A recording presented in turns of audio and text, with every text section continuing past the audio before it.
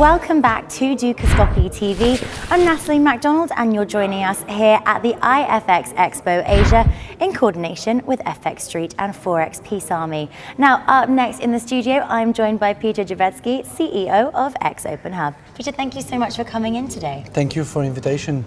Not a problem. Now we're here in Asia today, a big technological hub, home to two of the BRICS nations, half of the world's population. Can you walk us through the importance of this region for you? Sure.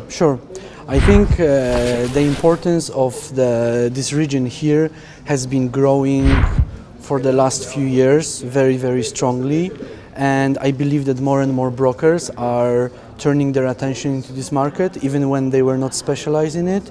Right now, everyone is trying to find out, is China interesting? Is India interesting? Should I go to Hong Kong? All these questions pop up also within our clients.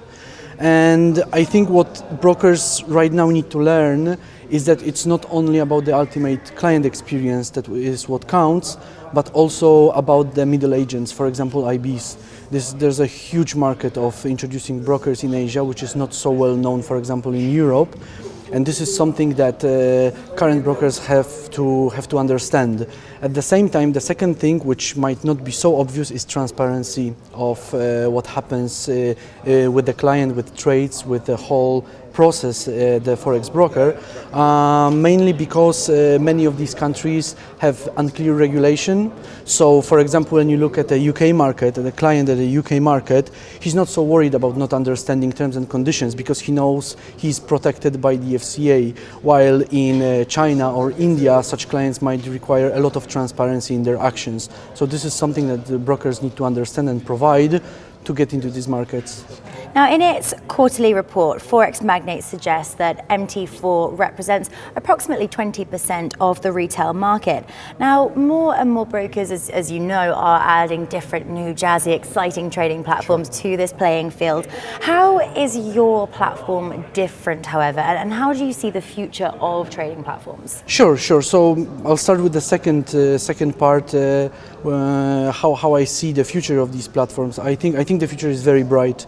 I see the diversity coming to the market. I see more and more providers offering more or less interesting products, and there's a reason for that. I think right now we are facing a moment where differentiation by having a good quality of service but still the same platform is over. Right now every broker needs to show something distinguished in the market. They need to differentiate very strongly to get their own customer base, which will not switch between brokers depending on the spreads only. I think what our platform has to offer currently is the possibility to grow together with the broker. So the partner can start with a very basic model, which will take only a few days to be set up. But at the same time, once the broker becomes more and more successful, the platform can get more and more advanced for him. It is extremely important at the moment because what brokers are facing currently is moving from one platform to another becomes a tough point for them. They're worried about client experience, they're worried about costs or possible bugs or mistakes that will happen on the way. If they can find a platform that will allow them to switch between different offers and at the same time stay with one big ecosystem, it's much easier for them to grow and evolve. Something that really seems to be gaining traction within retail FX is the open platform concept technology. Why is that, and how is this sustainable, also given the current environment? Sure. I think right now it's very important for the platform to be open because the era of all the standard white label offer is absolutely over. In the past, what we experienced was a broker offering a white label and saying, dear white label, this is the spreads you're going to get, this is the rebate you're going to get, it's over, now deal with that. At this point, every white label, which is becoming a broker at some point and growing in its business, requires more and more flexibility because every client base, even between cities, can vary very much. So I think the openness is currently a very sustainable model that will grow more and more, and the closed model is not going to last very long. I think we can compare this situation to having an Android and iOS market, where Android is totally open, can be used by many providers, while iOS is very closed and very strict in its rules. It might work for the mobile phone market, where you have believers, where you have followers of Apple itself. But in terms of markets, there is no mercy. The client has no mercy for the broker. So limiting the broker's choice will kill the business sooner or later. What then are the challenges in terms of attracting new clients? How are brokers changing as such, and what are you doing to meet those changes? Sure. I think what is very important is to change very often, but not in a way where broker has no choice and needs to change together with you. So I'm changing the color to black, everyone has to have black now. But it's about giving optionality, and optionality is the current trend. You need to add new colors as a basic example, but you have to give the broker a choice. The problem that some of the providers do not understand is that they can't do it on their own, because we are not gods. We don't know everything in the market, and we can't do every piece of software or every piece of back office, front office perfect. There will always be companies that are a little bit better.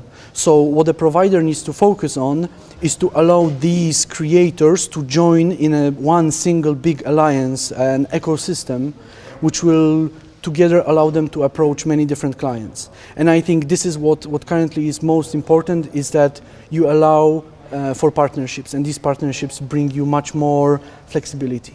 What factors then will influence how firms go about choosing the right technology partners in order to help them differentiate their brokerages and achieve their business objectives, as it were?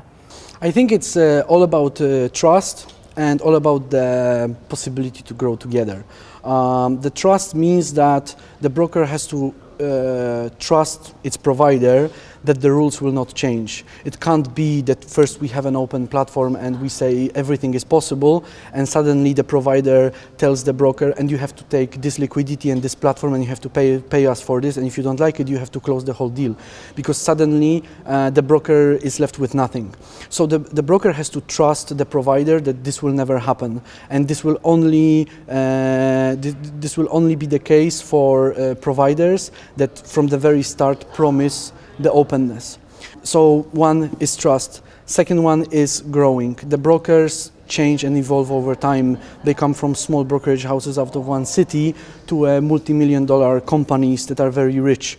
If the broker knows that over this point she will be followed by the provider, and the provider will always match the expectations, this is the optionality that is needed, and I believe this is how the brokers will choose their providers. Peter, thank you so much. Thank you. No problem, pleasure. That's all we've got time for right now, but don't go away. We'll be back with plenty more exclusive interviews with industry leaders here at the iFXEXPO Asia. For now though, it's goodbye.